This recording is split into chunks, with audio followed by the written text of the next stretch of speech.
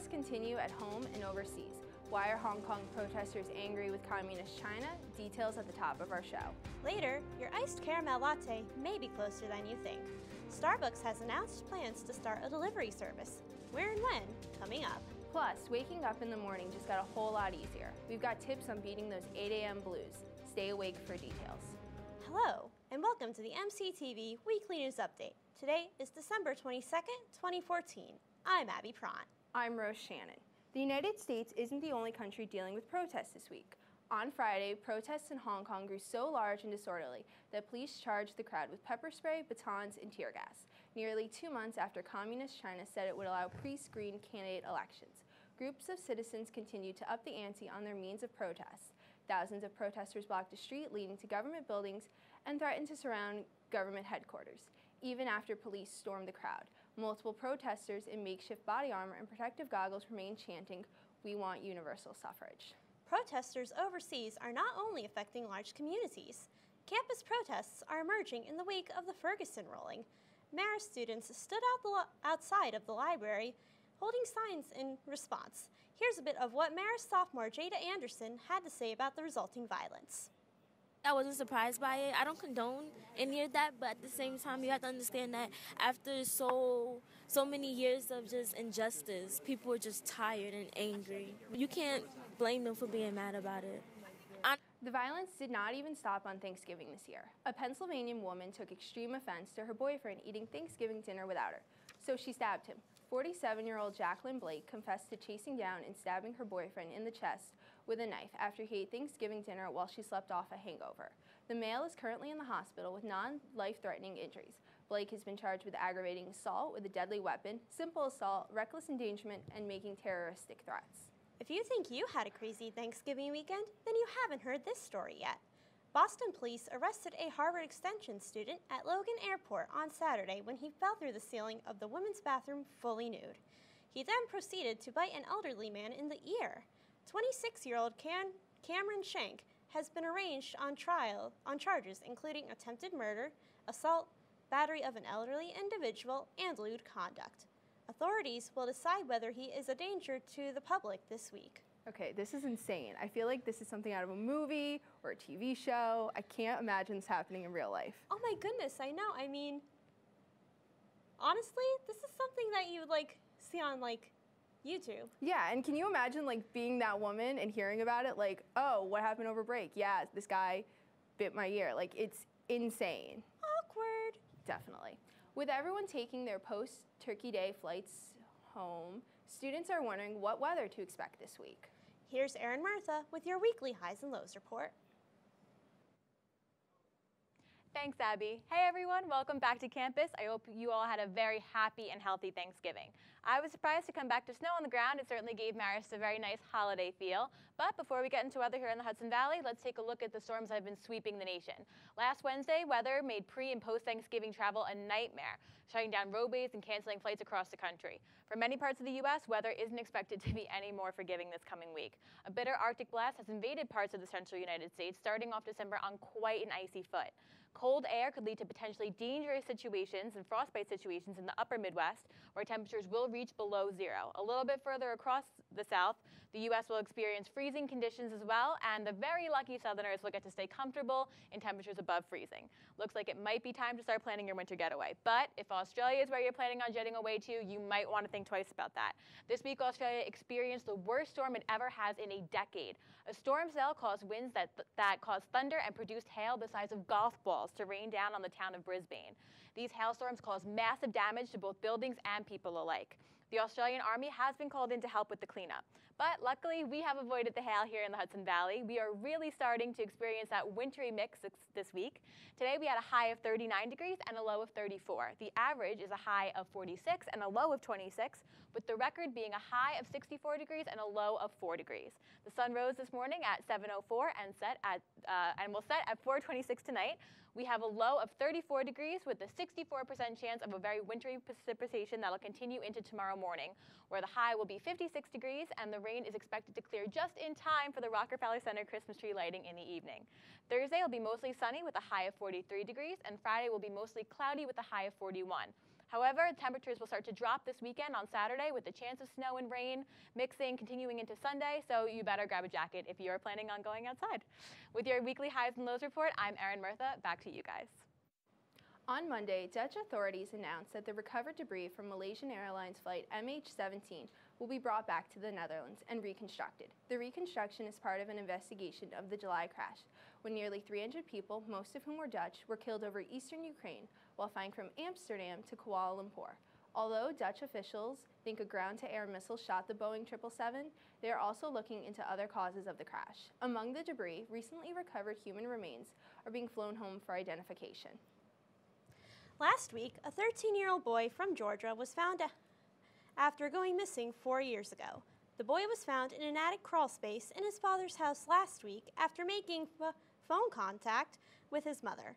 After police searched the house and questioned the boy's father, stepmother, and 3 teen step-siblings, authorities walked away with no sign of the boy.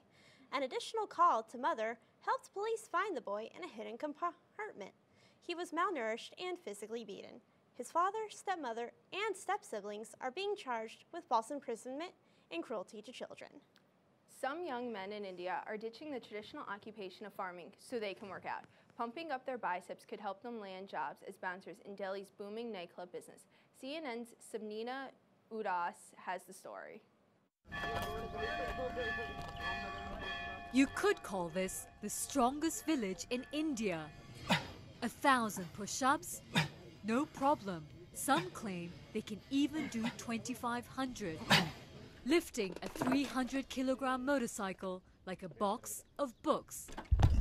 Men of all ages, sizes, and levels of strength train together in the outskirts of New Delhi, 2 hours in the morning and 2 in the evening. So this is what you call a traditional Indian gym. You've got a mud pit, some bricks, a rope, and just a whole lot of peer pressure. For generations, men clad in loincloth, wrestling in mud pits, have transfixed spectators in rural India. Traditionally, we're a farming community, but we always had a passion for wrestling.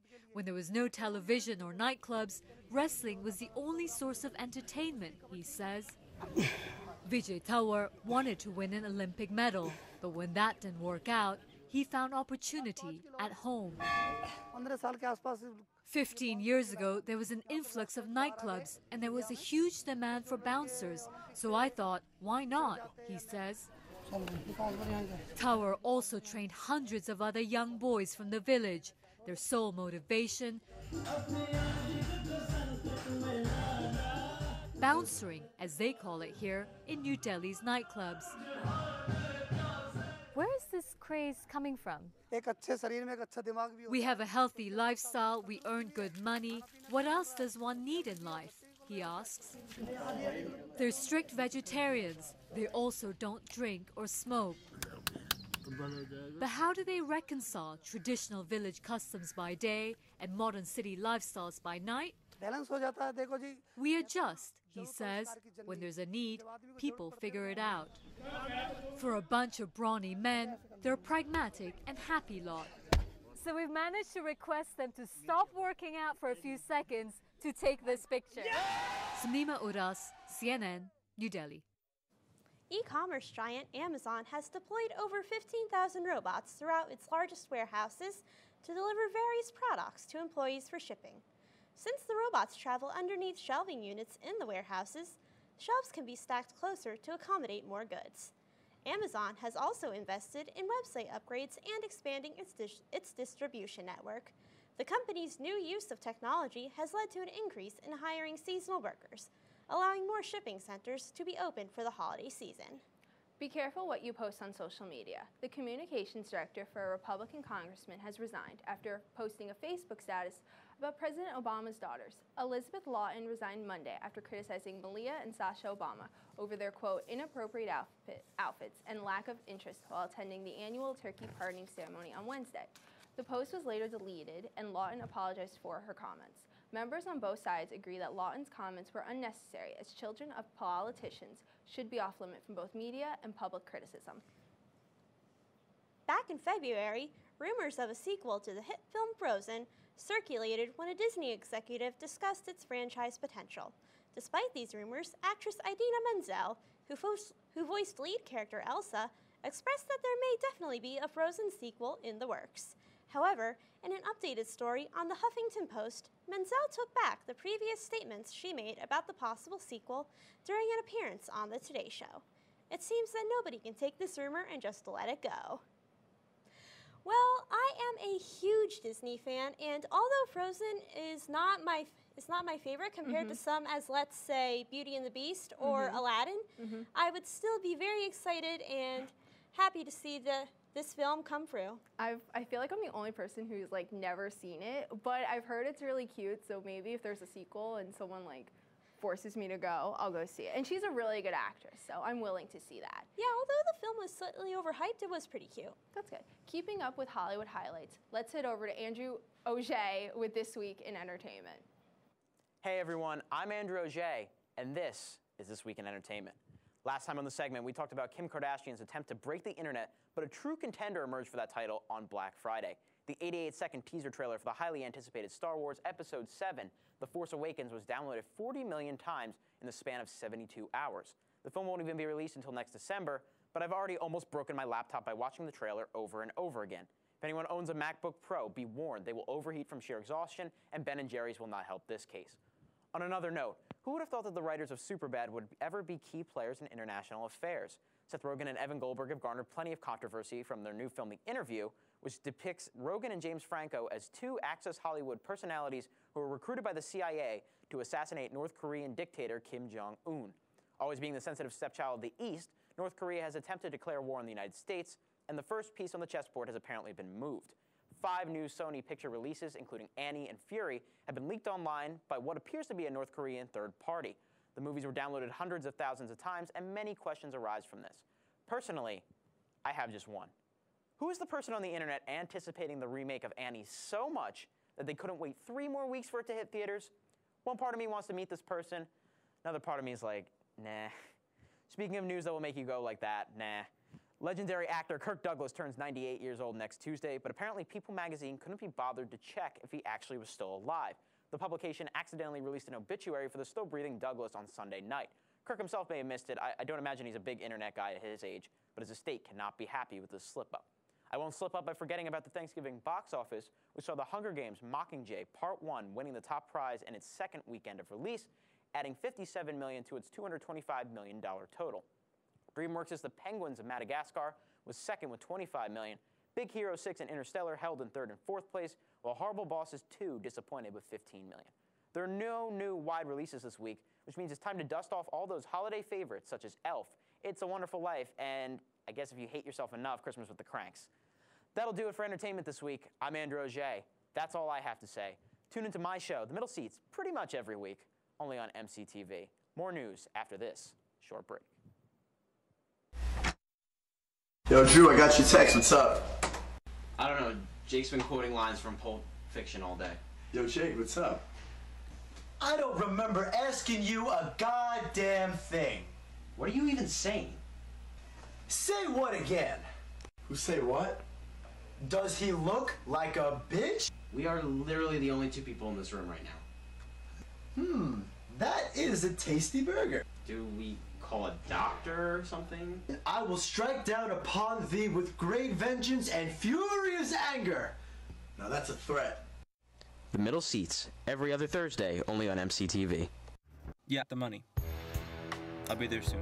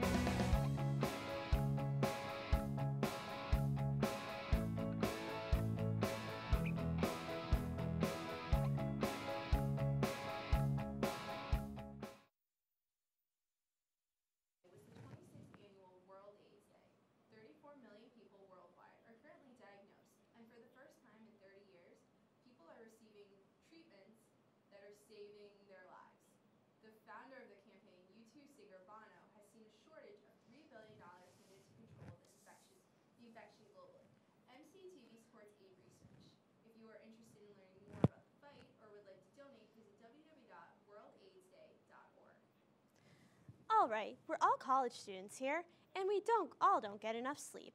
But that's okay. There are so many little things you can do that will let you rest up and wake up feeling great. Check out this list from CNN of 19 tips to make you a better morning person. At the top of the agenda, make sleep a priority. Take time to wind down before bed. That includes unplugging from technology, turning off the lights, and letting yourself calm down before bed. When you wake up in the morning, don't be afraid to beat your alarm. We usually wake up when we are in our lating sleep period. Try out a few, and you'll be making every morning a great one. Well, if you need that morning coffee to get you going and want to avoid the lines at Starbucks, this might brighten your mood. Last week, Starbucks CEO Howard Schultz officially released his plans to offer limited food and beverage delivery. Details are still unclear, but officials are saying that delivery would be linked to the new Starbucks mobile application that allows customers to pay for their drinks ahead of time and skip the pickup line. In order for the delivery to be economically beneficial, the service would be best for large companies with a minimum order of $25.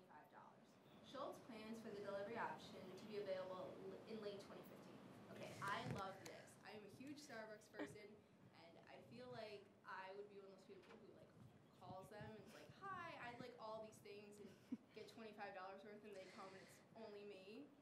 I think this is great. Unfortunately, I am too poor to afford Starbucks, even though I love it, so there's that.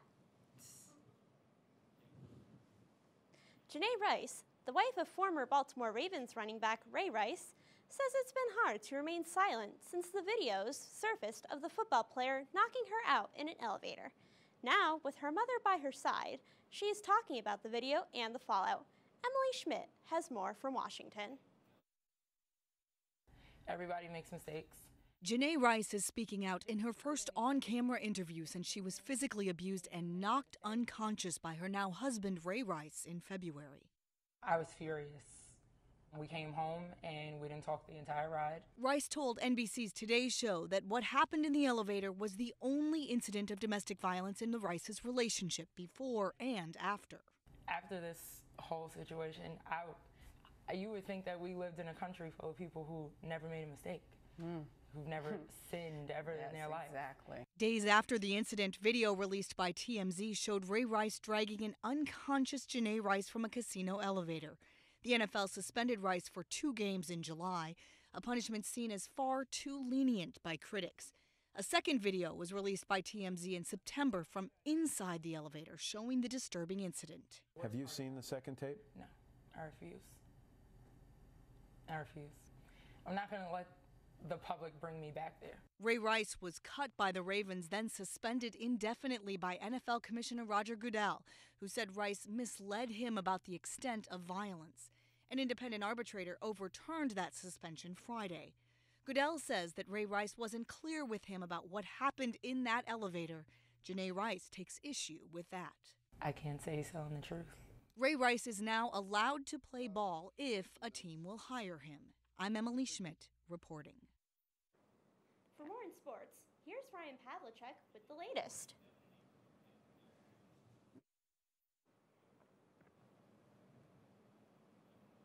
Hey, Amber.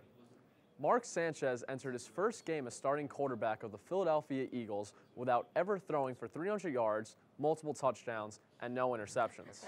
Well, 64 starts later on a Monday night, Sanchez led the Eagles to their 7th win of the season after throwing for 332 yards, 2 touchdowns, and 0 interceptions. Jets fans should feel sick to their stomachs after that, but at least they have their first win since Week 1 after shocking the Steelers by a score of 20-13.